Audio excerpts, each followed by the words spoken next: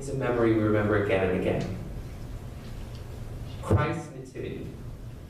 At the heart of our Mass is Christ's self-emptying love in becoming amongst us a human being. The God who is love and created the world as gift, who called Israel into existence as gift, who called Israel out of sin as gift, who gave Israel again and again, second chance after second chance, his gift.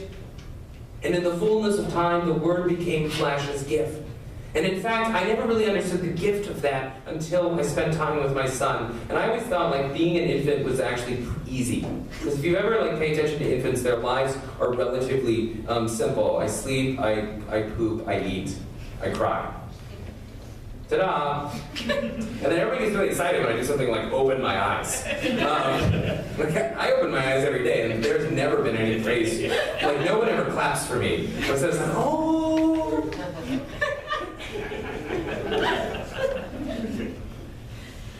But in watching my son, I came to see sort of like the absolute powerlessness of infancy. You can't do anything. The Word that created the cosmos couldn't speak.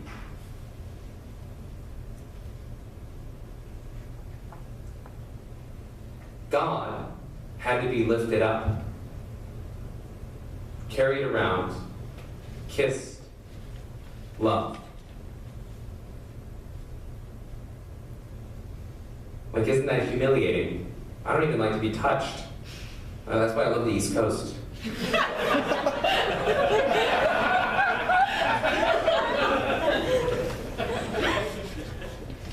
Yet God entered into the radicality of human flesh for who? Quite weak like me, thy little one. Thou didst assume my misery, and reap the harvest I had sown, comforting me, thy little one.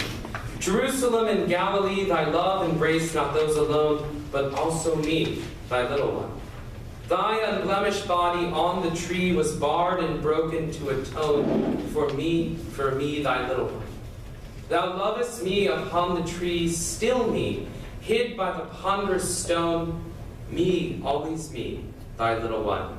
In love of me arose with thee when death and hell lay overthrown. Thou lovest me, thy little one. In love of me went up with thee to sit upon thy Father's throne. Thou lovest me, thy little one. Lord, as thou me, so would I thee, love in pure love's communion. For thou lovest me, thy little one. Which love of me brings back with thee to judgment when the trump is blown. Still loving me, thy little one. In the Eucharistic prayer, in the Scriptures, when we hear again and again this story of salvation, we hear it as a narrative of love directed to us.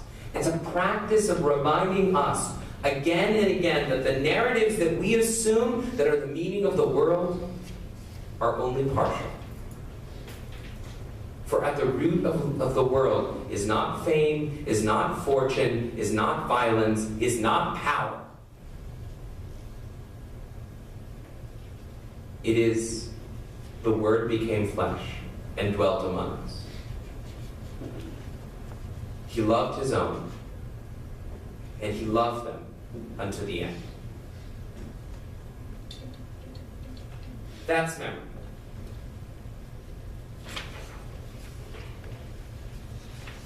I want to talk now about sacrifice. At the heart of Mass is a sacrifice. It's called the sacrifice of the Mass. And in the sacrifice of the Mass, we remember and celebrate and is made present Christ's sacrifice of his own life in love upon the cross. But even more than that, or equal to that, we too offer sacrifice in return. We sacrifice our very lives. The Church lifts up herself to be offered to the Father in the context of this prayer. We offer ourselves as the Church to the world. And I think you often hear something in Lent that to me represents why we have a hard time understanding sacrifice. And that's something like, don't give something up for Lent, do something. Don't sacrifice, but do. But the problem of living in a fallen world is that when you love in a fallen world, when you do something to empty yourself or to give yourself over to something, there's a little bit of sacrifice. Tell a parent that don't give something up for your child, but love your child. And you're well aware, if you've ever been a parent, that to love your child is to give everything up. Sleep. Sleep. Sleep. This guard that protects you from the world, because you're like as vulnerable as humanly possible. Because everything that happens to this creature affects you like nothing else.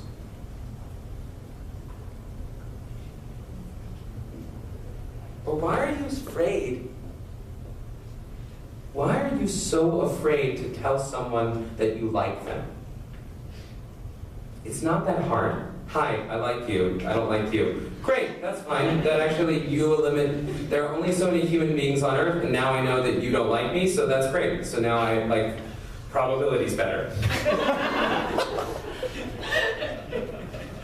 No, because to give yourself to someone, to offer yourself to someone, is to open yourself up to woundedness. To be wounded. Isn't that why we're afraid of commitment? Because to commit to someone is to open yourself up to be wounded and rejected. What about to live and work among the poor? It's to open yourself up to their lives, to the wounds of their lives, and actually to make solidarity. In some ways, their wounds become your wounds. To do something is necessarily, to do something in love is sacrifice. And that's what the church means by sacrifice. And Christ's entire life was sacrifice. The Word did not have to become flesh, but did, because the Word became flesh out of love.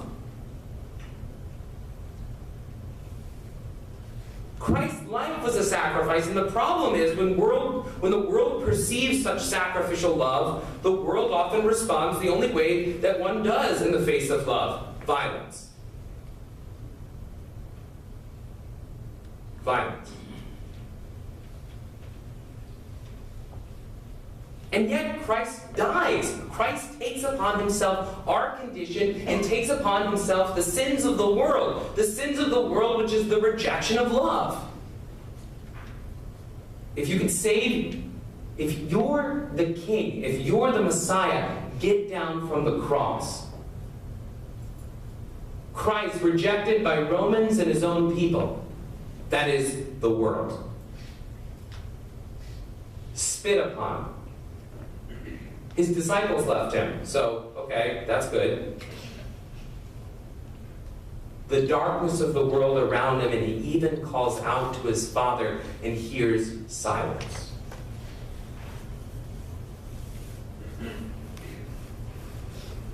But isn't it true that that's our condition? Those of us who love the world and love to abide in the world and love our families enter into the sacrifice of love. The human condition is one of trying to make a perpetual lifetime project out of dying. Because we're all dying. If we weren't dying, then we'd have unlimited time. We'd be like vampires. Our skin would sparkle, and we would be able to sort of live forever, and our project could go on forever, but our project can't go on forever. It must come to an end. And so we have to give ourselves away, and there is an end. In the Eucharist, that sacrifice of Christ, that total self-giving love becomes flesh for us. Bread is no longer bread, but it is body. It is that love. Wine is no longer wine, but it is blood. It is the totality of that love. And the God who emptied himself to become one among us empties himself yet again and enters into our body united with us.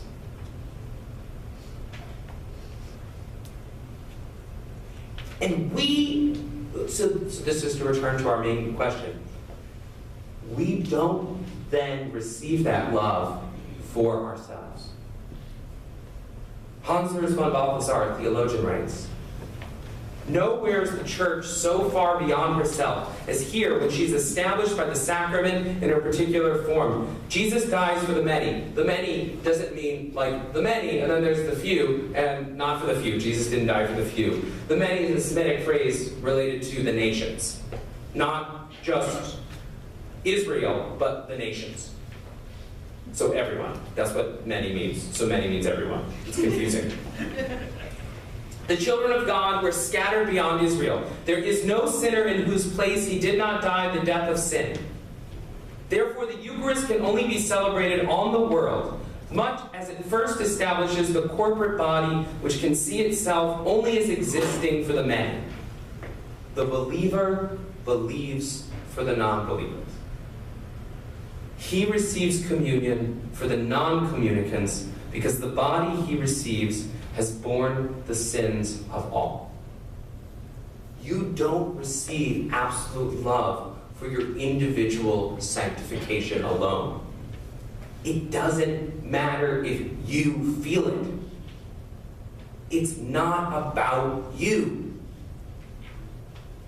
In receiving that body and blood, you receive love for the world, for your families, for the unbeliever, for those who do not know love.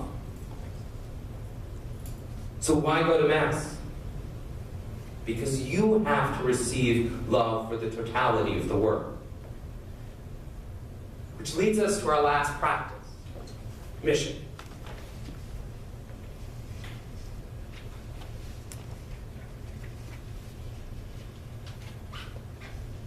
Benedict XVI, who's actually, this is his third year of resignation today. This is the third anniversary. Wrote in his first encyclical, God is Love, the following thing. "Faith, worship, and ethos, or ethics, are interwoven as a single reality which takes shape in our encounter with God's agape. Here, the usual contraposition between worship and ethics falls apart. Worship includes the reality both of being loved and of loving others in turn. A Eucharist which does not pass over into the concrete practice of love is fragmented." I'll just read that line again. "A Eucharist which does not pass over into the concrete practice of love is intrinsically fragmented."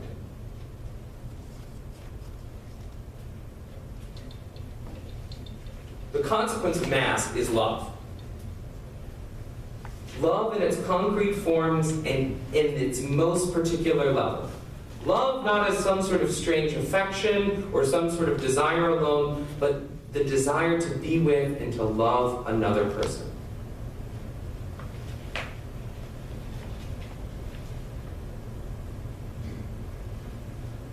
The narrative I remember most that embodies this.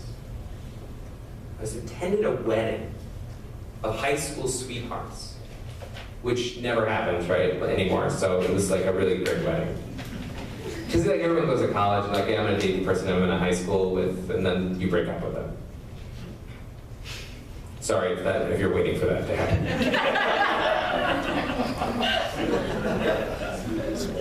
So they were like really in love with one another, and it was like a beautiful wedding. She was Filipino, and so they incorporated certain traditions within it that are actually sort of within the rite of marriage, allowable within the rite of marriage, that there was a bestowal of coins, a sort of image of always being welcoming to open the poor in their midst.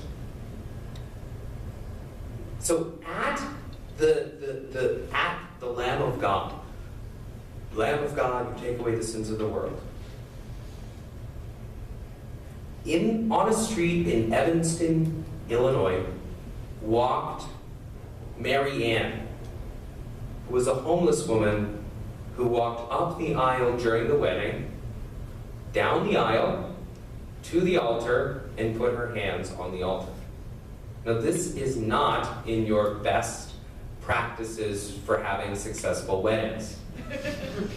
This is like your worst moment. Martha Stewart, if she's there, is very concerned. And in fact, there was concern in the audience. Instead, though, the priest, who it turns out would not normally have done this, so he said he wasn't thinking, took her by the hands and introduced her to the bride and the groom. Marianne, this is Mary Joy and David, they're getting married today, which I think she had figured out. And then he sat down while they went to the Eucharistic ministers. He sat down with her and talked to her. And at the end, when everybody was processing out, and it was a Filipino wedding, so if you know anything about sort of how Filipino sort of social structures work, everybody gets to process in because everybody sponsored some part of the wedding. So somebody got the keg, somebody got the other keg. There's a sort of division of the keg. And so everybody was walking out, including at the last moment, Marianne, as a part of the wedding party. Behold the Lamb of God who takes away the sins of the world. Happy are those called to the supper of the Lamb. The Eucharist requires love of the most vulnerable, of those on the margins. It requires mission. And indeed, we don't need to look to Marianne to find those margins. You know those margins. It's not always that kind of poverty. Some of it, you're on college campuses. I know what happens on college campuses. I know why people drink, the amount they drink. I know why people have the kind of sex they have. This is not like, I'm in love with you, let's make love. This is, let's forget for a moment how sad I am, or how hard it is, or why I'm failing my classes. There's your margin. Behold the Lamb of God who takes away the sins of the world. Happy are those who are called to the supper of the Lamb. We receive the Eucharist, we go to Mass, not for ourselves, so that we can learn to see those margins and to enter into them with love in total and absolute surety that we don't enter ourselves, but we enter with the love of God. And we need that love because, to be frank, it's not easy being an adult human being either. I know you're all adults, but it's different. Everyone here is an adult. Some of you are very adult, some of you are less adult.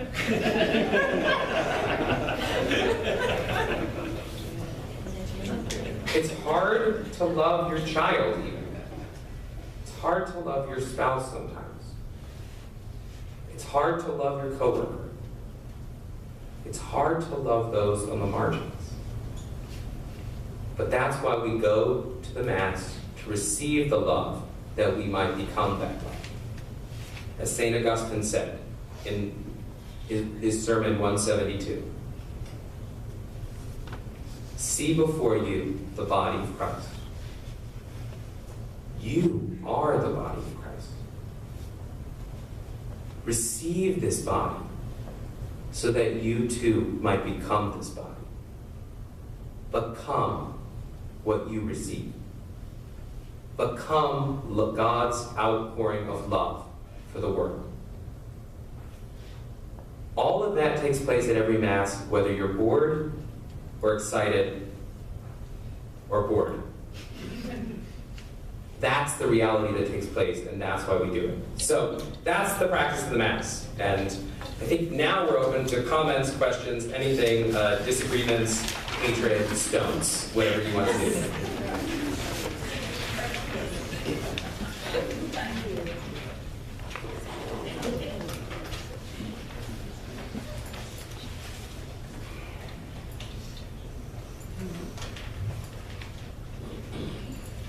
I'll make a point. Yeah. Just kind of in accord with your points about receiving the Eucharist, not just for our own sake, but for others. Just a very powerful practice for me as a priest, and even before, is praying the Liturgy of the Hours, where whether I feel like it or I don't, the Church provides me with prayers to pray on behalf of the Church and the whole world. So I may have a bad day and get psalms of praise and thanksgiving, or vice versa. And it's a beautiful thing.